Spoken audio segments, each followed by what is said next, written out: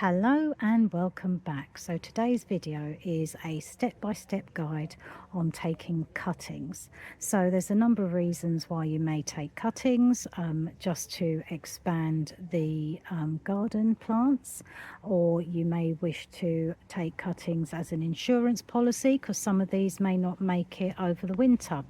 So I'm going to be taking cuttings for that same reason. Sometimes I have lost salvias during the winter, so I'm going to be taking some cuttings of those.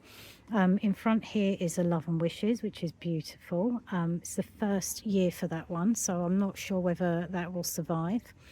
Sometimes you can dig these up and keep them in pots somewhere frost-free, which is another way of protecting your plants. Some people mulch your plants, but I'm going with the cuttings. Preparation is key. So I have the multi-purpose compost all ready to go. Add perlite. So perlite's really important, and that is so that the growing roots, as and when they come out, they can come really lovely and freely, and without any big clumps in the way. And also it makes sure that the roots aren't waterlogged, so it will help the drainage of the water.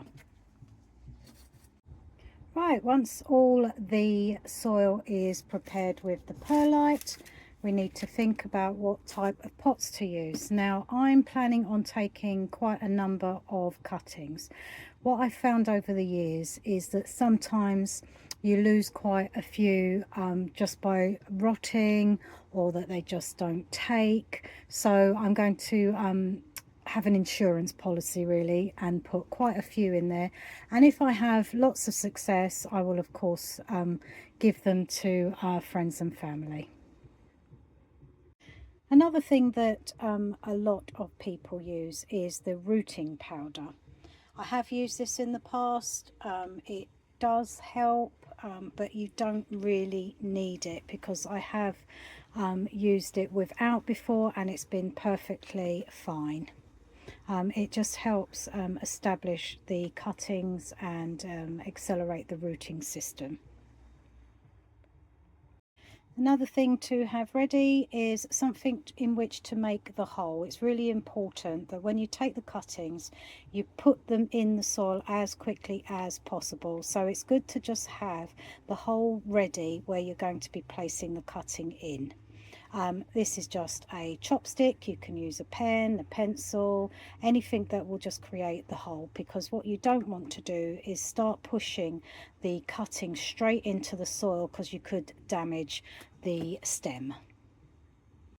If you're using any pots, so this is a lovely terracotta pot, but any pot will do, so a plastic pot you can use as well. Just make sure that they're nice and clean, ready to use.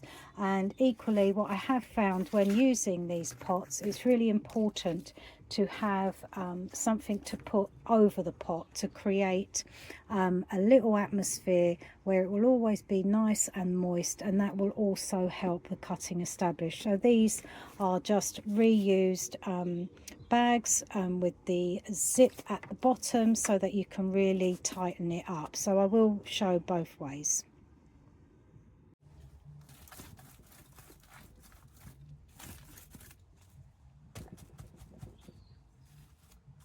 Just firm down the soil, and that's because you need the stem to make really good contact with the soil to establish, and you don't want any air pockets.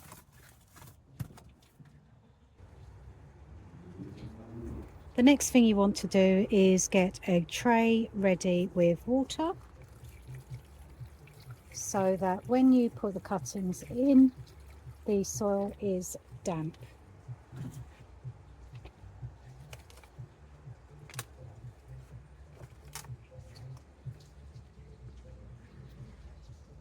Going to be taking cuttings of the salvia traslic or trasic plant here, this creamy yellow, and also the pink at the back there, that's a Greggy's Joy. Salvia amnestad, the pink and the purple, is a good plant to take cuttings from. The phlox, another good one. Verbena, really good to take cuttings from those. As soon as they establish, they do self-seed. I've had no luck with them, so I'll probably take some cuttings of these or lift them up over the winter. The euphorbia is a good plant, really easy to take cuttings from these. I've done this several times in the past and I end up with quite a few plants. I have one here already that was taken probably 2 months ago, so it's grown quite a bit. Really lovely. Right, so I absolutely love this fuchsia here, so I would like to have several of these around the garden. So I'm going to select some really good shoots, preferably ones that have not got flowers, and that is just purely because the flowers do take up a lot of energy, so it's probably better just to find some without flowers. So this one here is a perfect example. It's got several offshoots as well without flowers, so I think this is going to be my first contender. So I'm going to be taking some cuttings from the Salvia amnestad. I try really hard not to take the cuttings from the stems that have flowers on, so we're looking for stems without. So we've got quite a few side shoots, really small tiny ones, so I'll take some of those. But equally, this one for example is a nice strong long and straight stem, so I'll probably take that one and plant these all up in a pot. Here's the salvia pink, so if I put them up next to each other, pink and the purple, the leaves, the stems, everything is exactly the same bar the flower, so labelling for these are going to be really important. Right, so that's the branch that I've selected. I'll just give it a quick cut. I'll be able to get quite a few from here. There we are.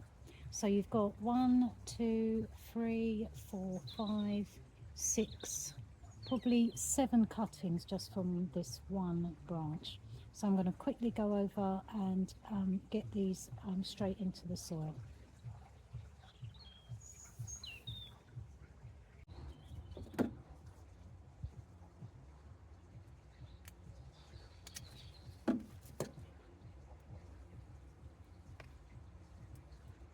Just take off these tiny side shoots. This one does have a flower on it. Just take that off, take off the top, take off some of these leaves. The leaves will use energy, so take them off. Pinch it in. There, it's your first one.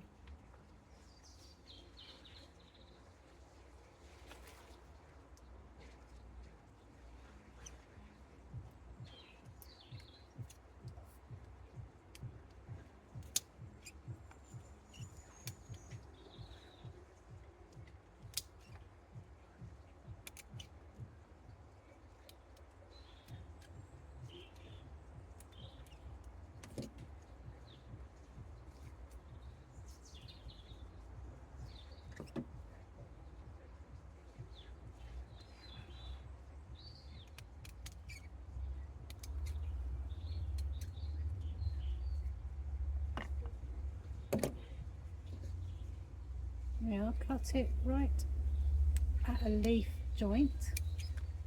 Take those bottom leaves off. Many of the leaves on the side as possible. And take off the growing tip.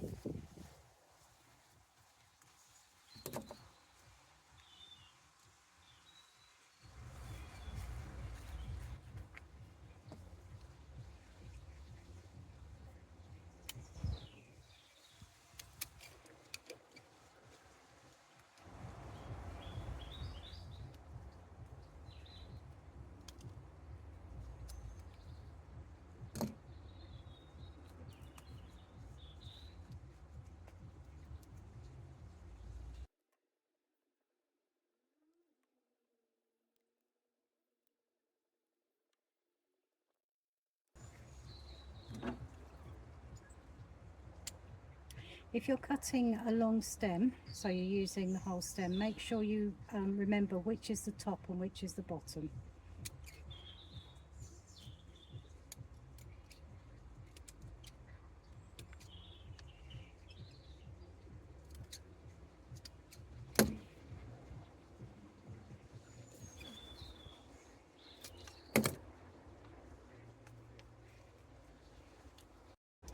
So I didn't use rooting hormone in this particular batch.